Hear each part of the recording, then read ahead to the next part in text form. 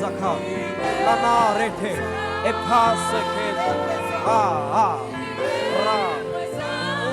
Bahe,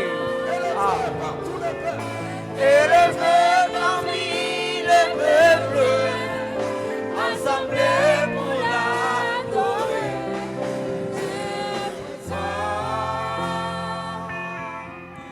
Je me vois, mes yeux ont vu l'agneau, le Seigneur sur son trône.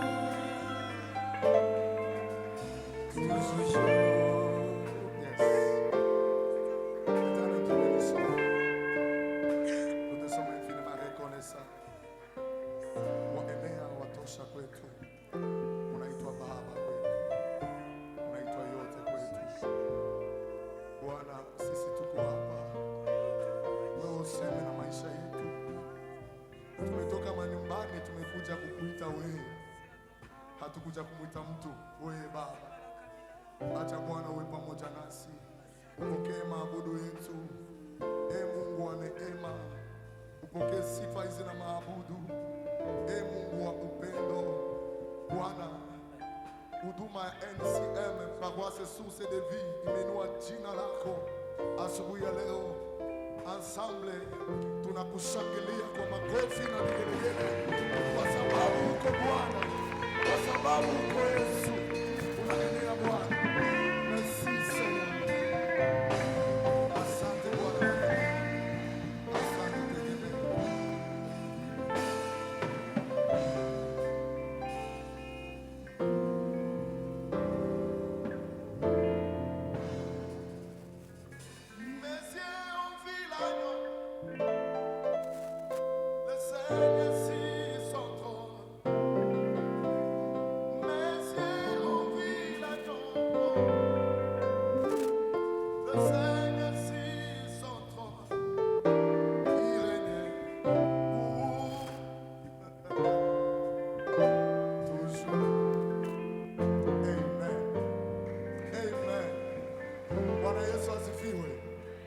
Unaweza kushangilia Bwana kwa makofi na vigelegele.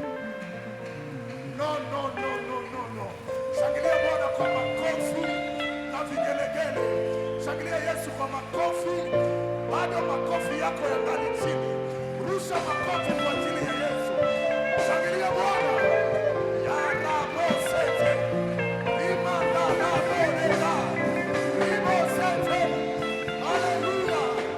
Hallelujah.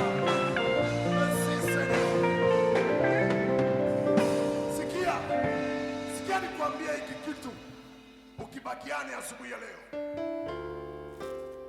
Kuna attitude mbili ndani ya kanisa. Kuna attitude ya kimya na attitude ya fujo. Yote inakuwa na presence. Kwa sababu mbele ya ukuta wa Yeriko kuna mahali Mungu aliambia watu wake, mutanyamaza kimya mkizunguka ukuta. Apre kuzunguka mara 7 mutapiga kelele na ukuta itaanguka. Asubuhi ya leo fujo ambayo unaleta mbele ya Bwana iangushe ukuta juu ya maisha yako. Ya. Asubuhi ya leo Bwana angushe vyote.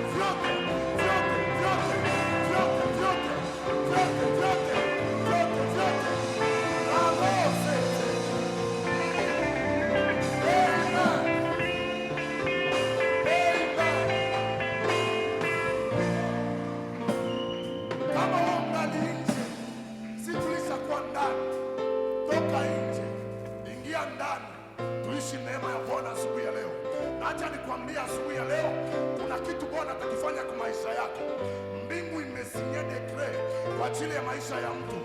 Utatoka mahali unaingia mahali, utatoka fasi unaingia fasi, kwa sababu ni Bwana wa majeshi anaipanga ile.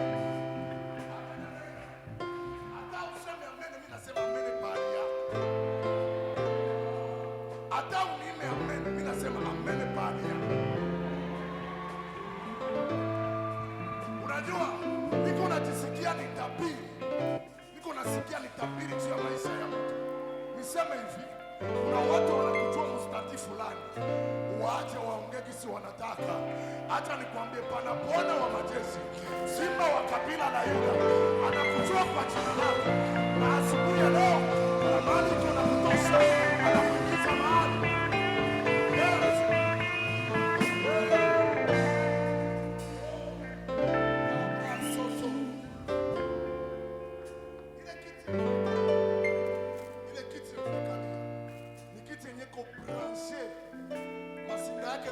Mpaka mbinguni hautatembea selo wewe. Niko naona kila kitu niko na singe natoka inapita nenda mbinguni, inapanda juu, singe inapanda juu. Pour dire quoi? Kisi uko pa attitude yako itakupatia kitu ambacho uko na kiwazia. Amen. Tunashukuru Mungu kwa ajili ya asubuhi ya leo, asubuhi ambayo iko na neema yake tofauti. Mungu abariki hao waimbaji. Amen. Mungu awabariki waimbaji. Particulièrement president. Ukiona kundi unaonaka kiongozi wa kundi. Mungu akubariki president. Mungu akuinue. Mungu akutendee mema. Amen. Nambariki Mungu kwa ajili ya asubuhi ya leo, kwa kuwa hapa na kwa wewe kufika pale. Sina madakika mingi sana hapa.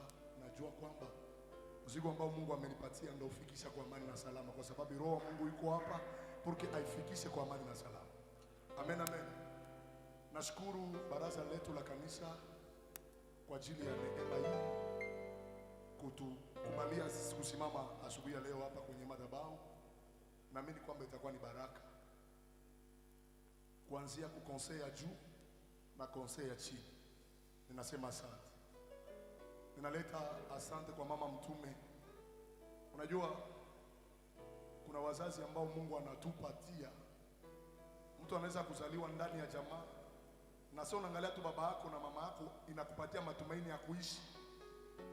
Si Mungu alitupatiaka mama, baba, ukimwangalia tu anakupatia matumaini ya kuishi kiroho kama vile kimwili. Amen, amen. Tena ni baraka kwetu. Tunasema asante juu ya presence yake katikati yetu. Na tunasema asante kutujalia neema tusimame kwenye madhabahu siku ya leo. Mama, tunasema merci.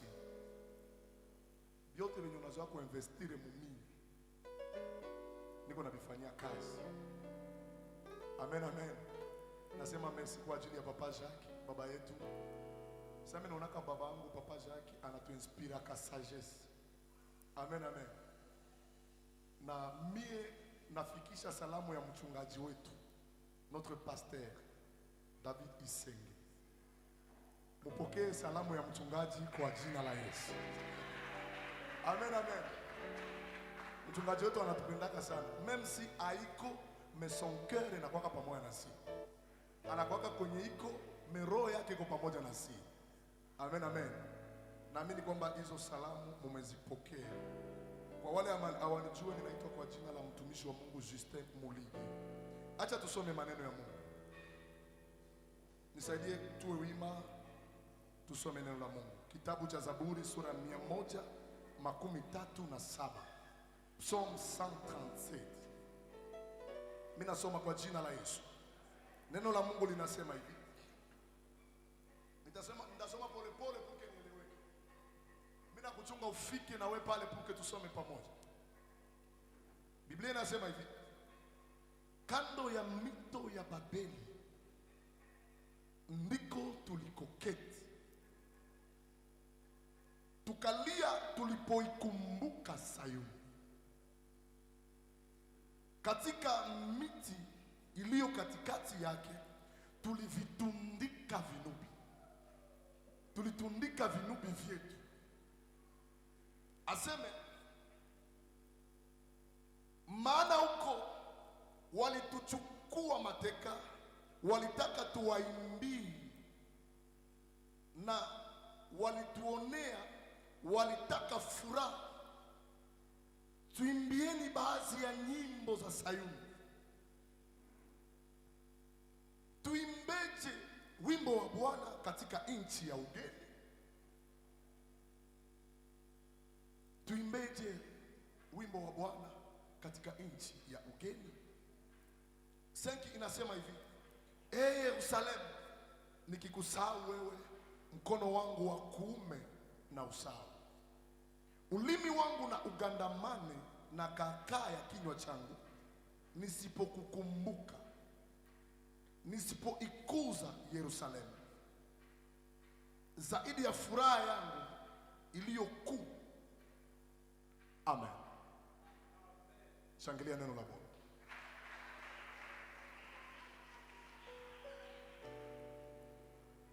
Msomaji mzuri atukamate kitabu cha Genèse 27. Genèse chapitre 27 verset 18. Karibu. 27 18. Genèse 27 18.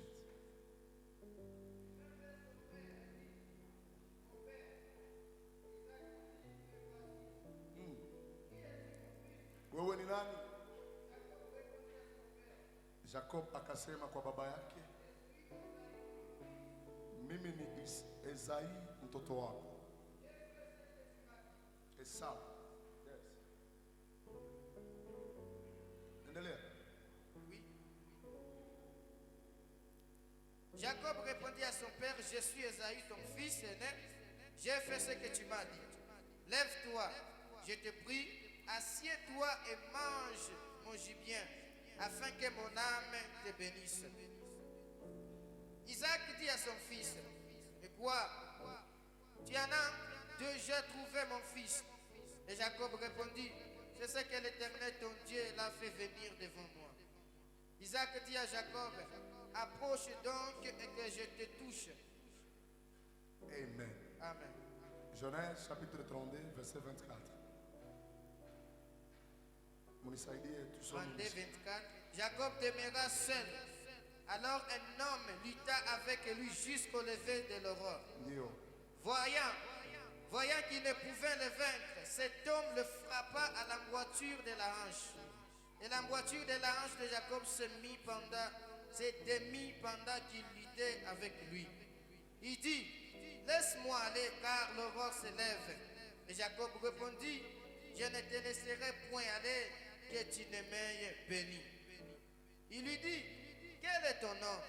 Et il répondit, Jacob.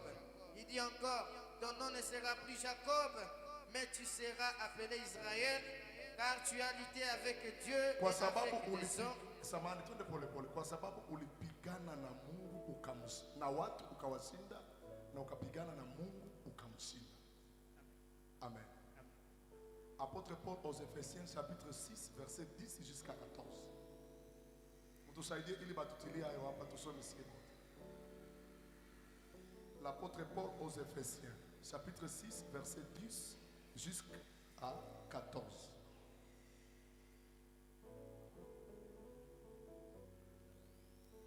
Ou à Éphésos. Amen. Au reste, fortifiez-vous dans le Seigneur et par sa force toute puissante. Et revêtez-vous de toutes les armes de Dieu afin de pouvoir tenir ferme contre les rises du diable.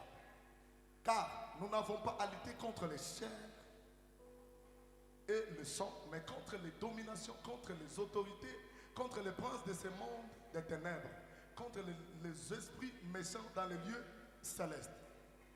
Souka, c'est pourquoi prenez toutes les armes de Dieu afin de pouvoir résister dans les mauvais jours et tenir ferme après avoir tout surmonté.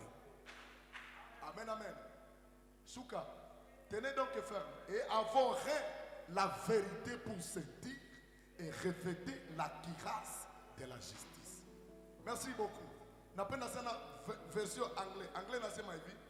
Put on the whole arm of God that you may be able to stand and ignore the will of the devil. Napenda tena version ya Kishi. Kishi nasema murole amatumukoshi na Mungu yo muhime yose yango. Version ya Kinyarwanda nasema put kwa zit kwa rushimana mwakagabo. Kirege nasema musu alenga boshose sha ombe mwakale winda miele yose ya musuku. Chilube nasema muluate bingama bya mvita byonso bya nzambi bya bikala mimana bimankanda mulupulu bonso bwa diabu. Amen, amen. Teme tu nasema hivi. Teme nasema hivi. Conquérir pour régner. Na mwezi tuko naongelea tu conquérir le cœur de Dieu. Amen, amen. Mimi nimekuja na swali leo. Na ndio mahali ambapo nitaongelea asubuhi ya leo. Selon définition, kuconquérir maana yake nini? Kuconquérir maana yake acquérir par force ou bien acquérir par les armes. Kuchukua na silaha. Definition nyingine nasema kwamba kuteka mateka kwa nguvu. Unakamata vitu kwa nguvu. Unakamata mjini, haiko usema benye mgini baliitika. Unatumikisha silaha, unatumikisha nguvu zote, unateka, unadhibiti mgini. Amen, amen. Mina swali ambao mimi nilikuja nayo ndio hii. Mimi najiswali hivi. Tuko naongea juu ya kukonkerire roho ya Mungu.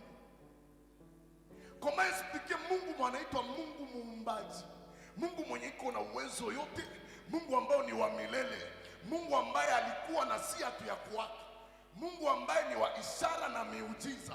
Biblia inasema kwamba akiongea hata milima inatetemekaka. Sie watu tunasema tunataka kukonkerir kere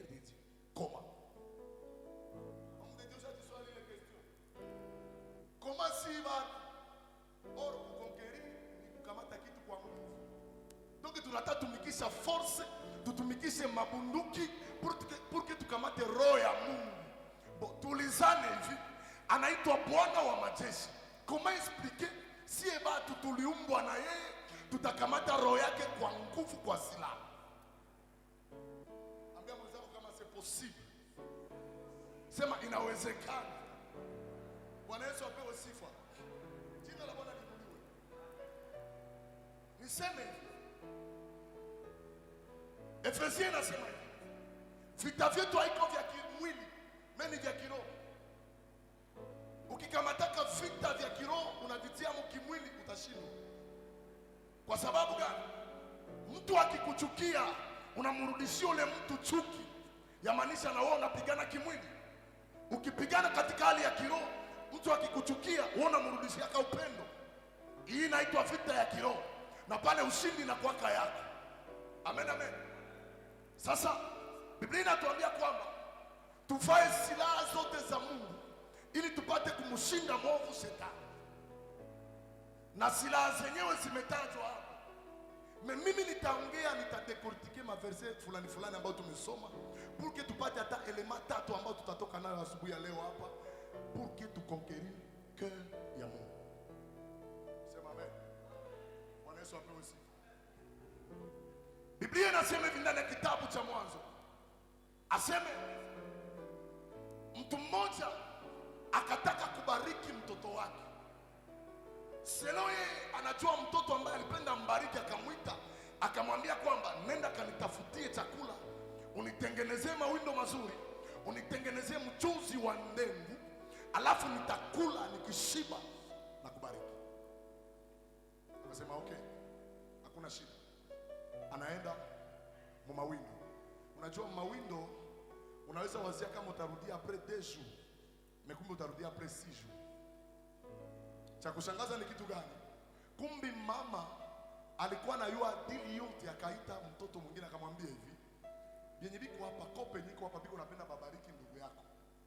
Sasa wewe hivi unakuwa pire yangu. Kisi unakuwa pire yangu. Wewe ndio utafute tu mbuzi moja pale. Umtengeneze kisha ulete mimi nikutengenezea yeye. Mimi ndio naagisi baba yako anakulaka." Niongee na mtu mmoja hapa niseme hivi. Porque upate mafavere za Mungu, kuwa na habitude ya kukoperea na Roho Mtakatifu, kwa sababu Roho Mtakatifu anayoaka bibiko ndani ya roho ya Mungu.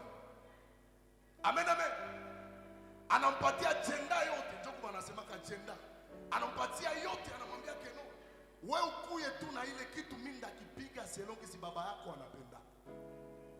Anakileta, anamwambia keno, lakini kuko tofauti moja. Mimi mwili yangu haikuwake na manyoa. Mwili ya ndugu yangu inakuwa na manyoa. Anamwambia ile ina problem, mimi ndakupatia formula. Utakamata tu ile ngozi ile nyama yenye utachinja, utakamata utaivala kisha unaenda. Okay, nitapresenter chakula sasa kisi alisema na kisha ndajipresenter mimi. Mais à ne pas oublier que même sauti yangu. Niongee na mtu hivi. Kila mtu Mungu alimpatia ka originality yake. CNCM tuko na originality yetu.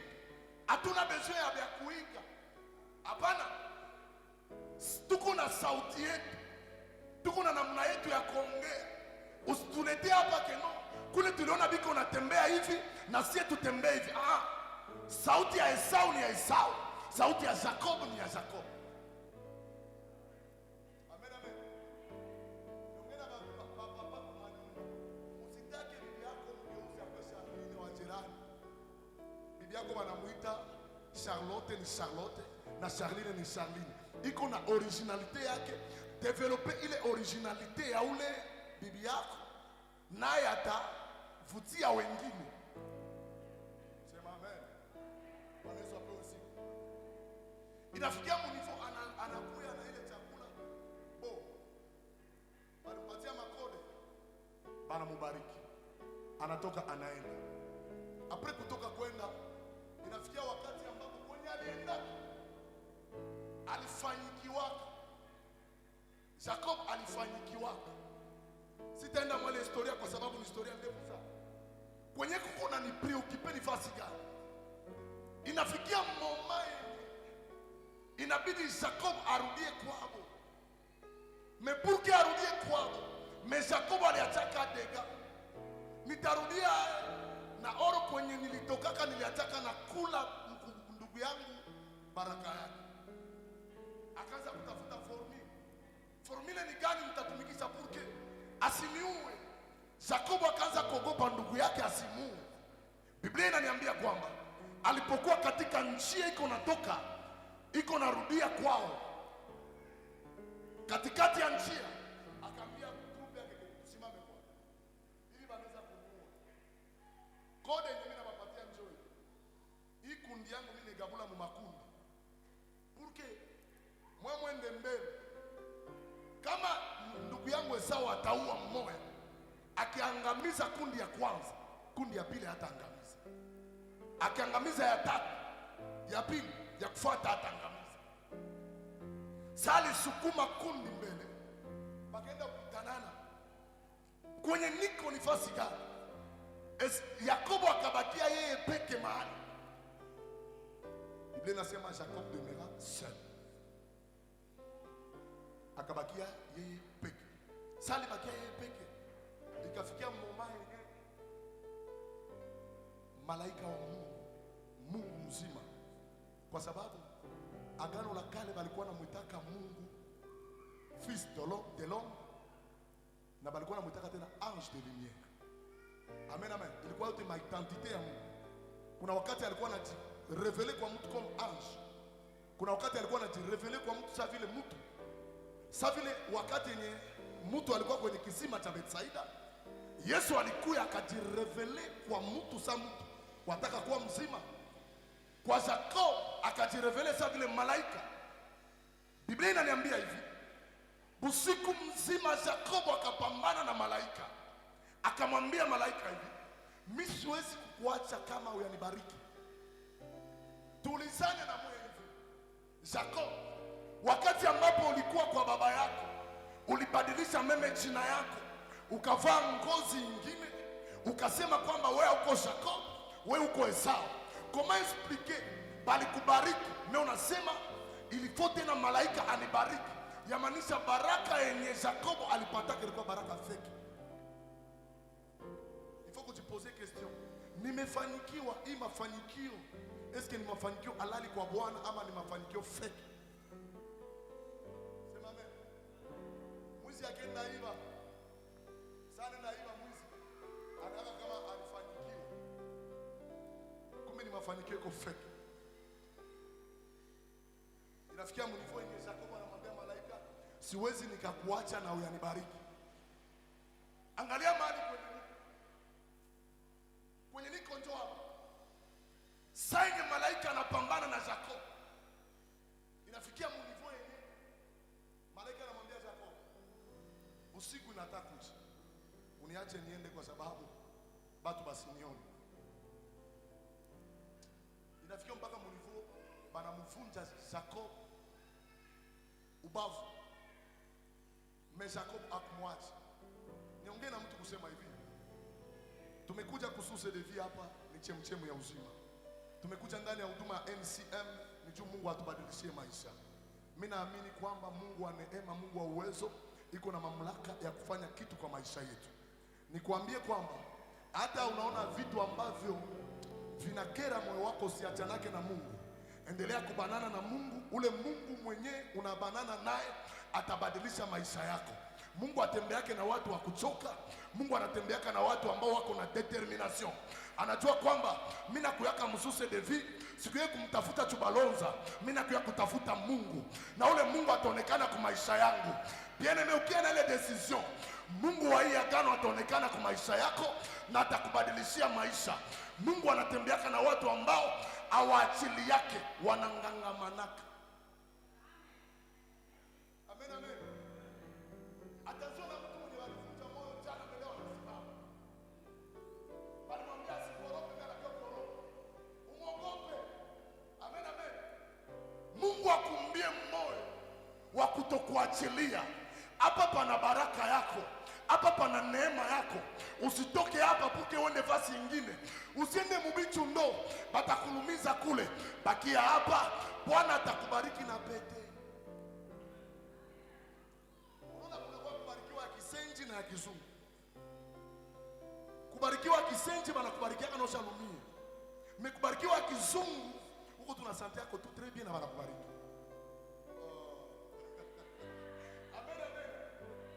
Kuko mabitu ingine purki uipate toke unafanya makrobasi miki nini naamini hapa. Wakati wote tunapomwomba Mungu, Mungu anatuambia kwamba atatubadilishia maisha. Wakati wote tunapomwita Mungu, Mungu anasema kwamba atatuinua. Wakati wote tunapomwita Bwana, Mungu anasema kwamba LCM haitabakilia hapa. LCM itapanuka. Ninachokiamini ni kwamba aliloliongea Bwana hata miaka ipite, anabaki mwaminifu kuitimiza. Na ataitimiza kwa maisha yetu.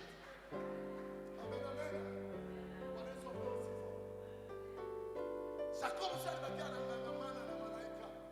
Malaika akampoze kitu akamwambia hivi, "Bo, hiki kitu unangamana sana. Mimi napenda nikuulize. Jina lako la Bwana. Jina lako la Bwana. Tulizana mimi na wewe. Eski malaika alikuwa ajua jina la Jacob. Mimi na yeye alikuwa anajua kwa sababu Mungu iko omnipotent, omniscient, omnipresent. Anajua kadi yote, anaona nafasi yote. Alikuwa anajua. Anamuuliza jina lako nani? Anasema keno mimi jina langu Jacob. Angalia mahali kwenye niko. Hapa ndio kwenye niko. Sali ongea na baba yake. Alisema kwamba jina langu ni Esau. Mesa anafika kwa Mungu, anamwambia jina langu ni Jacob. Kwa watu waliwaambia uongo, na kwa Mungu akamwambia verite. Mungu akamwambia Jacob, kisi unasema kweli. Okay, mimi natafanya kitu kwako. Kwa sababu gani?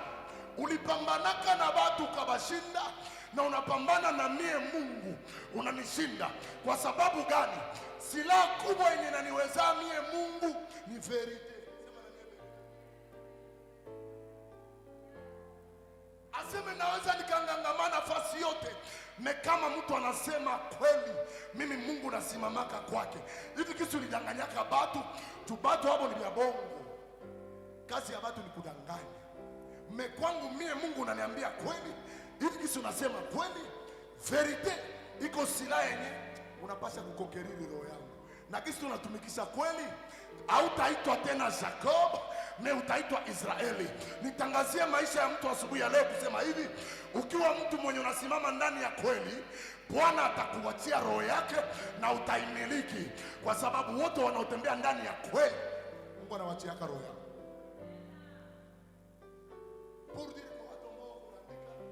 Silaha itakayo kusaidia kukonkeriri roho ya Mungu, kuwa mtu wa verite, kuwa mtu wa kusema kweli. Amen, amen. Tuko na Bakristo leo ya mambo yake kweli. Kweli iko kidogo mkinywa yake. Kweli, verite. Oh, bana kuito kondosho. Uko wapi? Niko Bilele. Unajiuliza, na bongo yenyewe unaisemea haina faida. Donc, roho bongo ishakuwa scanning wewe. Kwa mtu anasikia kama ya kusema bongo. Wakristo, tu Wakristo wa kuongea kweli. Tu Wakristo wa kusema nini? Kweli. Amen, amen. Mara mingi kweli inaumaka, inaumizaka, na kuna wengine hawatakuelewa. Mimi ninachokiamini pamoja na Mungu, Mungu anakuwa kama mwaminifu. Sasa mtu anasimama ndani ya haki na kweli, Mungu anasimamaka na kuwa mtetezi wake hata kesho. Kubali leo watu wakukatale juu ya kweli, mimi ulisimama ndani ya kweli. Unapofanya huduma, tembea ndani ya verite. Unapofanya kazi yako ya mikono, fanya kazi yako ya mikono pamoja na verite. Si tu bachuruzi. Unaambia watu muuliza, hiki kitu ni ngapi? Aseme ni $5. Okay. Mimi niko na $3. Aseme hapana. Mimi nililangula mkate 4.9. Est-ce que ni kweli ulilangula mkate 4.9? Bongo. Bien aimé, Biblia inasema hivi, kuko bumabitu wa kidogo kidogo tunawazia kama habuko kitu kwa Mungu. Mebunaribishaka. Aseme tukimbizana na bule bubiduri wa kidogo kidogo paski bunaribishaka mimea. Bien-aimé, hatuwezi kuwa Bakristo na tunasema bongo. Hatuwezi kuwa Bakristo na tuko ndani ya masongs. Mungu alinituma nikwambia asubuhi ya leo, baki ndani ya kweli, kwa sababu mtoto mwaminifu ni mwanatembeaka na verite. Verite. Si hao nafasi kuko hipokrisi sawa Goma. Mama unaambiaka mtu shalom, anakuambia shalom. Shalom.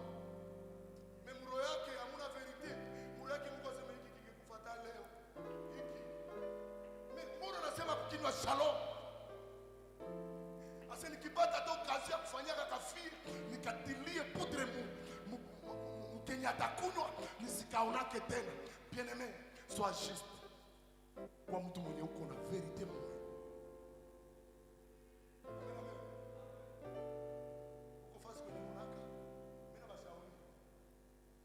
Je suis un prédicateur. Je n'ai pas parti à conseil. Mtu anaiwaka share ya mjini niko naishi hapo.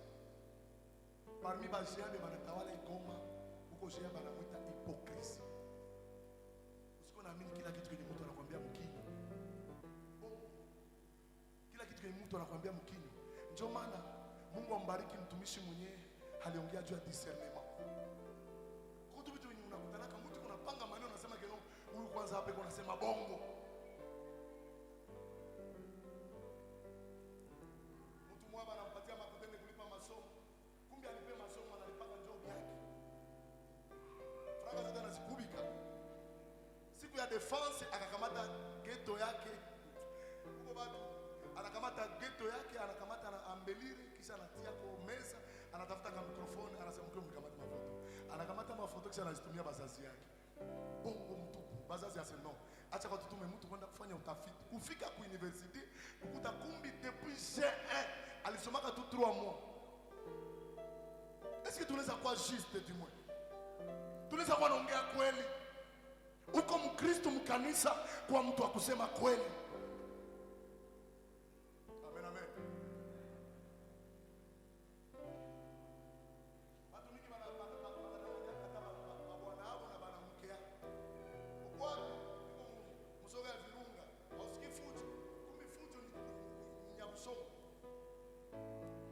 Sasa tunaweza kujifunza kweli bien-aimé. Roho Mtakatifu amekuja kutufundisha asubuhi ya leo. Silaha kubwa itatusaidia pour que tu conquérir cœur ya Mungu vérité. Amen, amen. Bwana Yesu ainuliwe sana. Quelque avantage ya vérité. Mtu mwanaongeaka kweli, mtu mwanatembeaka ndani ya kweli. Na hii kweli haiko tu kusema mtu anaongea, hapana. Na bienye uko amo bikwamo vérité. Ukwe mu vérité. Tuko leo na abatumishi biko dans les faux, abiko ndani ya vérité. Mtu akipewa hata ahubiri, anahubiri selo hisia zake, ahubiri verite. Kenye mimi nafurahia Mungu, meme Jésus lui-même anaitwa verite. Bien-aimé, kama tunasimama kwenye madhabahu, tutoshe kweli, tufundishe watu kweli, hapana kufundisha watu hisia zetu. Wapatie watu maneno ya Mungu, parce que Jésus Christ ndio verite. Amen, amen. Bwana Yesu ainuliwe. Quelques avantages ya mtu mwenye anaongeaka verite. Huyo mtu Mungu anamfanyaka anakuwa stable. Biblia inasema ndani ya kitabu cha Yohana sura yake ya 8:32, mtajua kweli nayo kweli itawaweka mnakuwa huru. Mtu akikuwa na huru anakuwa na stability. Sema amen. Deuxième avantage, inamfanyaka mtu anakuwa na confiance. Mtu banamconfie. Donc benye unatembeaka nabo biko na confiance na wewe parce que unaongea kweli. Amen, amen. Baki kupatia responsabilité ya kitu kwa mtu akuongea kweli. Amen, amen. Mimi nishaambia watu mwa fasi mwa nilikuwa niko nahubiri nikamwambia hivi. Ora mimi kusimama hapa kwa sababu nianze kusema Rita Bwana ananiambia mtoe sadaka, kile sadaka itasaidia hiki kibambazi. Kumbe ni sadaka mimi ndio niko natafuta. Niko na besoin mimi. Olia mimi kutembea vipi? Vome tu mimi nakuja kukanisa mimi naambia keno Bandu, si mimi na kwa ndugu yenu. Mimi na kwa balomba. Kuna besoin kitu fulani mnisaidie. Si unaona kama ukusema bongo. Tuko fasi mwa kwenye bashaka niambia ke no, niko na ubiri aseme baba tufanyishie appel de fonds. Instruments zetu zishamalizika. Bon, tunafanyisha appel de fonds, banatoa double ya makuta zenye. Balikuwa nazo besoin pour que bauze ma instrument. Mais après une semaine, abakuzaka ni ma instrument, banakamata banapagala ndio rangi tena kote moyo. Bon, mimi nakuwa bauliza, ndio instrument, iko sasa rangi ndio shaka ma instrument. Na makanisa za mingi ziko ndani ya verite. Bien aimé, bakia ndani ya kweli. Amen, amen. Meme Mungu anafurahiaka mtu mwenye iko mwenye haki, mtu mwanaongeaka kweli. Unapataka confiance mroho ya Mungu. Mungu anakukonfia kama mission. Usione mtu Mungu alimkonfia mission pour rien. Hapana, Mungu alikutana ndani ya moyo wake mko verite. Mama yetu alitufundisha semaine passée kusema kama ukitaka conquérir le cœur ya Mungu, hakikisha unakuwa l'homme selon le cœur de Dieu. Or pour que homme selon le cœur de Dieu, c'est quelqu'un mwenye anatembea ndani ya vérité.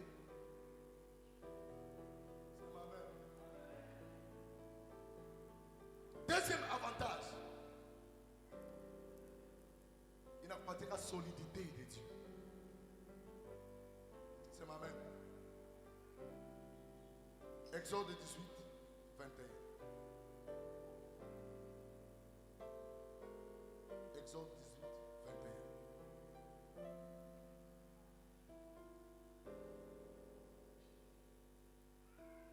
Exode 18, 21. Somaji tusome. Ndio. Mungu akamwambia Musa,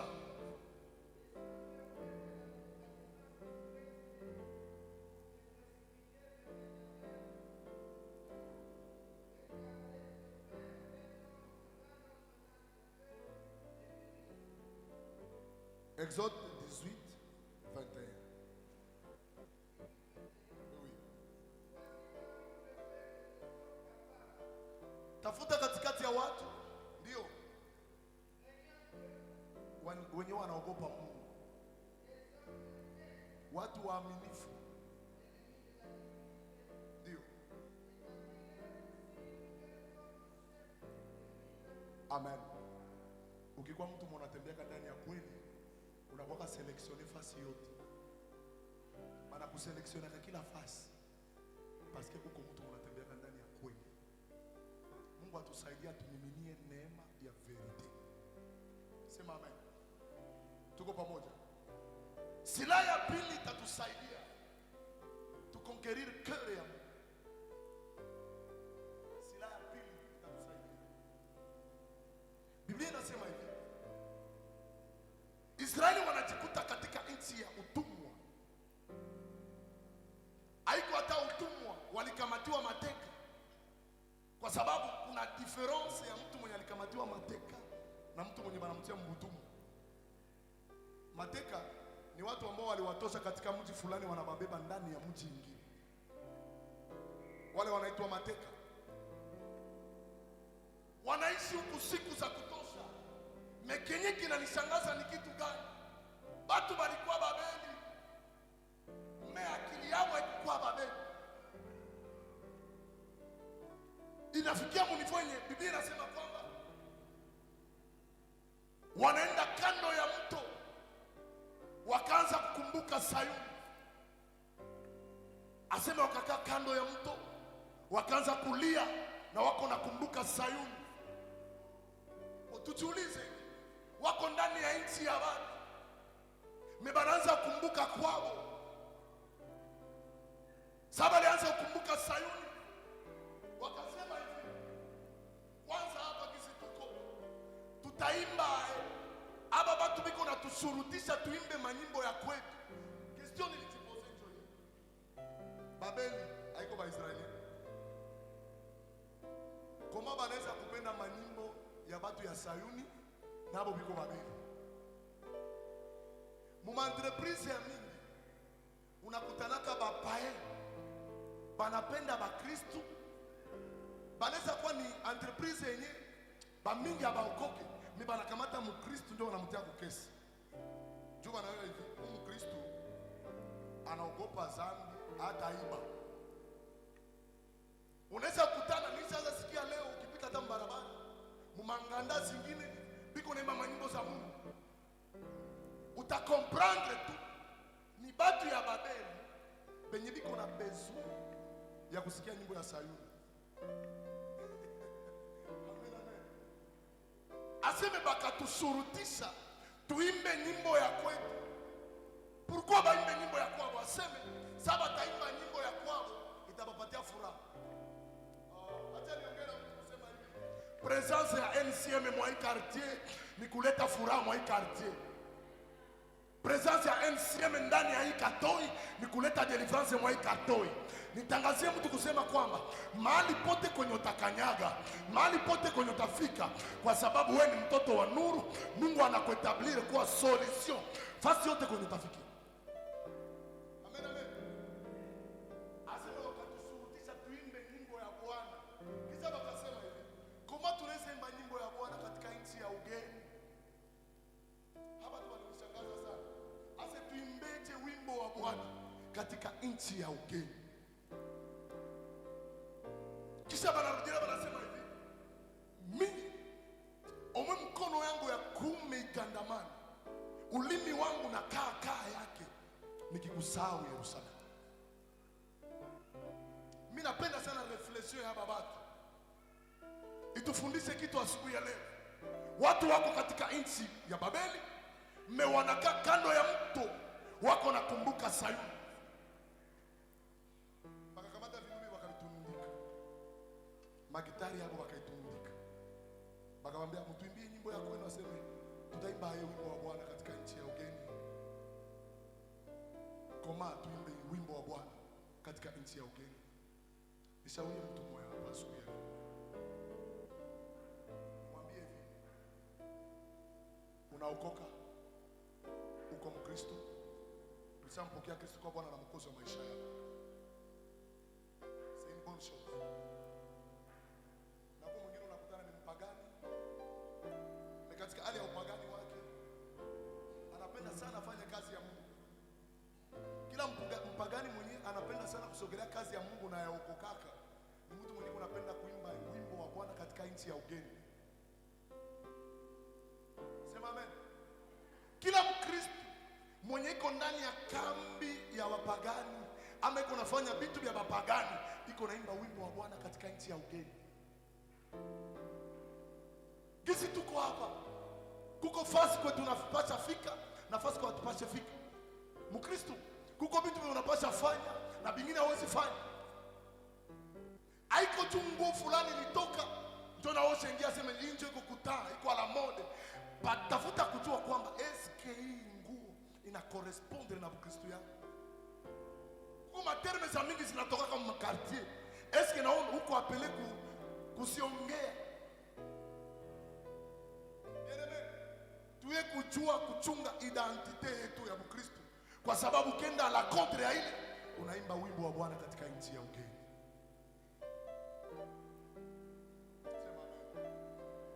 Ase tuimbeje wimbo wa Bwana katika nchi ya ugeni. Bien-aimé, usifurahi yake kubakia ndani ya kanisa na ungali ndani ya machafuko.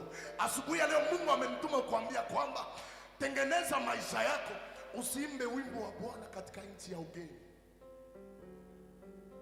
Sema amen. Hapana kuimba wimbo wa Bwana katika nchi ya ugeni. Unajisikia tu raha kukoropea Mungu kanisa, nungali nafunga mafurusi ya mairizi. Unaimba wimbo wa Bwana katika nchi ya ugeni. Unafurahia tu kukuwa nafanya unaimba, lakini uko wa kwanza. Siseme ndani ya kanisa yetu tu. Hapana. Unakutana mtu iko tuna esprit ya bukaba, unaimba wimbo wa Bwana katika nchi ya ugeni. Amen, amen. Mtumishi mwizi, unaimba wimbo wa Bwana katika nchi ya ugeni. Mimi natangazia hata watumishi mingi ya Goma kusema kwamba bien-aimé, kama uliitwa kufanyia Mungu kazi, mfanyie Mungu kazi. Na kama ukuitwa kufanyia Mungu kazi, acha usichange vya Mungu na uchange vya dunia, abichanganake. Ukifanya hivyo unaimba wimbo wa Bwana katika nchi ya ugeni.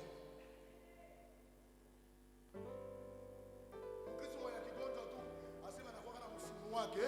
Nani alikuloga? Mtu kama wewe unaombaka Mungu, ukenda kwa mfumu inaitwa makufuru, yamaanisha unakufuru, unazarau Roho Mtakatifu. Unasema ke Roho Mtakatifu wao hawezi weza kitu, huyu mfumu ndio anaweza weza. Bien-aimé, kama tunaitwa kumuita Baba, tubakie tumuite Bwana. Na kama ni ibilisi, wa ibilisi abakie kule, aite ibilisi wake. Mekenye mimi naamini hatukuendaka ndani ya mgulu mbaya, hapana. Mungu tuliyemwamini ndio Mungu mwenye alitembeaka na Israeli, anatoka naye katika nchi ya Misri. Anawaambia hivi, kwenye mimi na babeba ni kwenye kuna jama ziwa na asali. Mahali pote mtakapotia miguu yenu, mimi Mungu ninawapatia. Banafika mbele ya bahari ya Shamu, banajiuliza, banasema kwamba eske ni Mungu ndio alikuambiaka Musa? Mungu anamwambia Musa, ambia watoto wa Israeli wanyamaze kimya, kwa sababu mie ndio nilibatosha katika nchi ya Misri. Bahari inapasuka. Depuis balizaliwaka balikuwa kabaona bahari inapasuka. Natangaza juu ya maisha ya mtu asubuhi ya leo kusema kwamba Mungu uliyemwamini si Mungu wa kawaida, ni Mungu mwenye ko odela ya entendement yako. Amen, amen. Tukuna ba Kristo baba wake nguvu ya Mungu. Tuliyemwamini ni mkubwa, tuliyemwamini ana uwezo, tuliyemwamini ana mamlaka. Mungu tuliyemwamini iko na nguvu zaidi ya maproblemu inakufikia. Unaanza tembea hivi na baba, mimi tulionizaliwa, acha vile. Mungu tuliyemwamini ndio mwenye iko anatembea kwa alishavala mwili ya mtu, anafika siku moja ndani ya mji mmoja, ni mji wa Naini. Kwenye mlango wa mji biko natoka na mtu, ni mtoto mdogo maiti, mama yake alikuwa mjane. Mwanaume anamwambia kwamba muko nenda na hii maiti wapi? Mushushe jeneza chini. Ule bwana mpaka leo angali.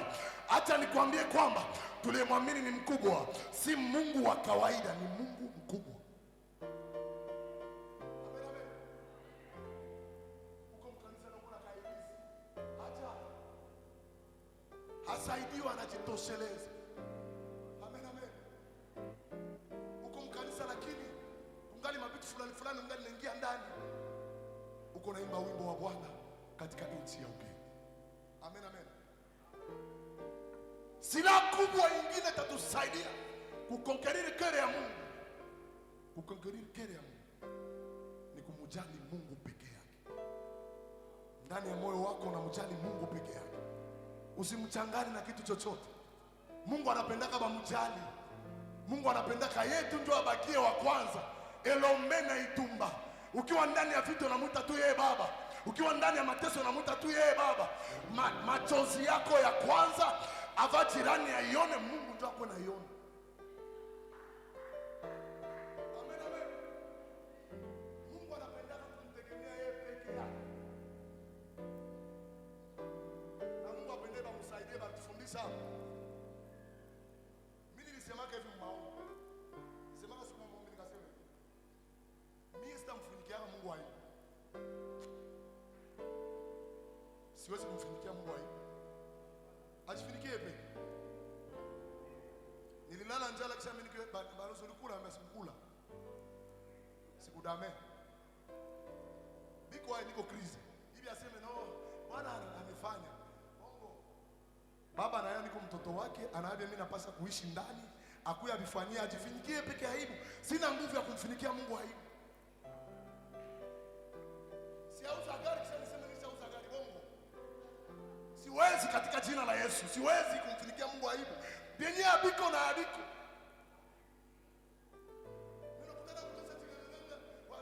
Tuko salama.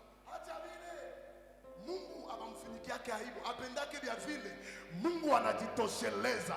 Na kenye mimi nampenda Mungu, Mungu anaangalia nafasi kwenye kuko vile, juu ya kuikomble vile. Bosha yaza wewe peke. Watu wote wanaelewa kwenye huko komesa kwanza mgoma, Mungu anake no ni maigogo. Ndio anatembea mabege za Bwana. Mimi komesa kwanza. Mungu yeye anayua keno, huyu mtoto anateseka. Acha vile machozi yetu ya kwanza iko nashuka mbele ya Mungu. Amen, amen. Sitamfunikia kama Mungu aibu. Siwezi kumfunikia baba.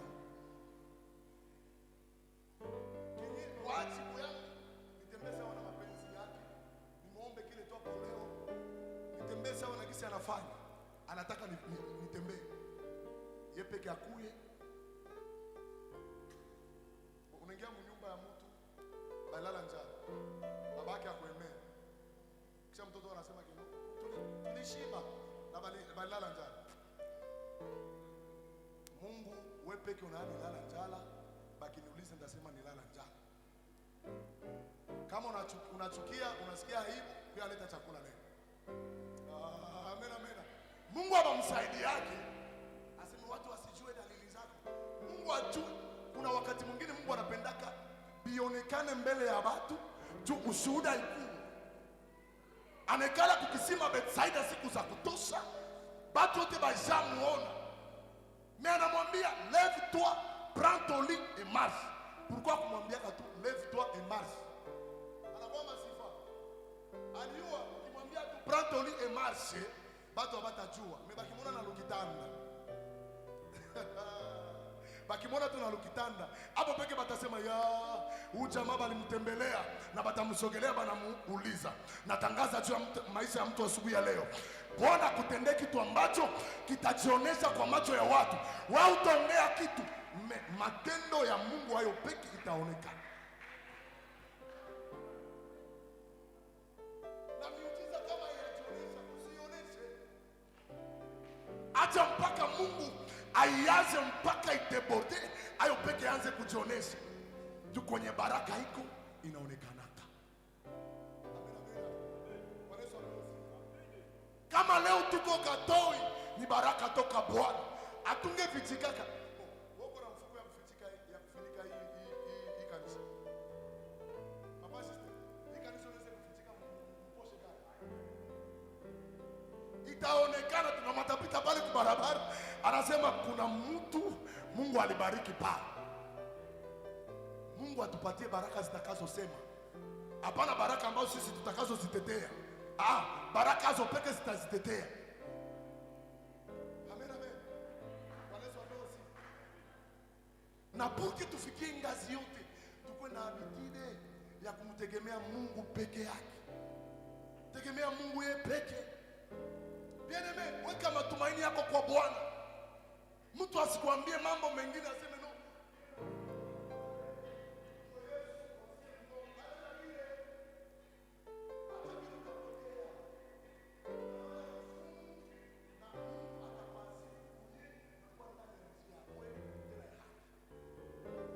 Sema amen. Bwana Yesu apewe sifa. Kitu cha tatu kinasaidia mtu kubaki anashikilia, anakokilia ile roho ya Mungu. Kutaka kubaki ndani ya uwepo wa Mungu. Amen, amen. Kila leo tuendelee kubakia ndani ya uwepo wa Bwana. Mtu kimzoea sana, unaanza kufanana ule mtu. Amen, amen. Bwana Yesu apewe sifa. Mtu kimsogelea sana, unaanza kufanana ule mtu. Unajua nini huyo mtu? Mai alopeke ndio kumreklame. Huyo mtu wa Bethsaida. Alikuwa shazoea mai. Anataka kujitupa, mimi mwingine ndio anaingia, anarudia. Mimi mai nimeona. Mai kamzoea akasema acha tumfanyie derogation. Tumfanyie yenyewe wengine abafanyie wake. Yesu yeye peke anashuka, anavala mwili ndio anakuwa. Yeye peke ndio maji anamwambia wataka kupona. Sina mtu akutia birikani. Lève-toi, prends ton lit et marche. Akapona uponyaji wa seki. Amen, amen. Bwana Yesu apewe sifa. Quatrième des choses. Na ndio mimi namalizia pale. Kuwa na conscience ya kujua kwamba hapa duniani haiko kwetu. Kwetu ni mbinguni. Aba batu balikuwa biko katika nchi ya watu, mebiko nakumbuka Sayuni.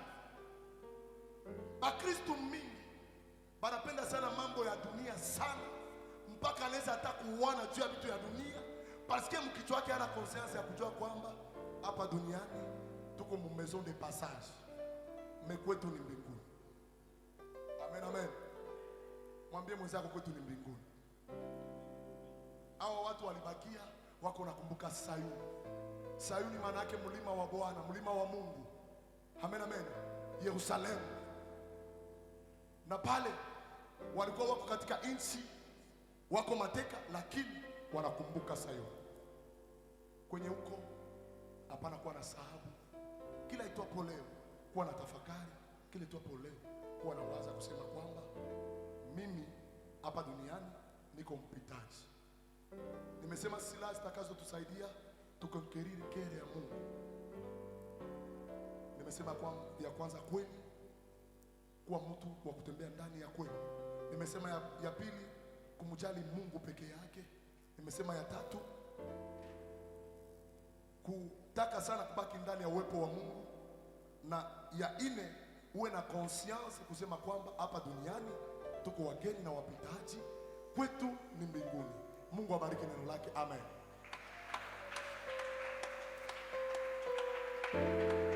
Simama wima mahali ambapo uko, tuombe Mungu.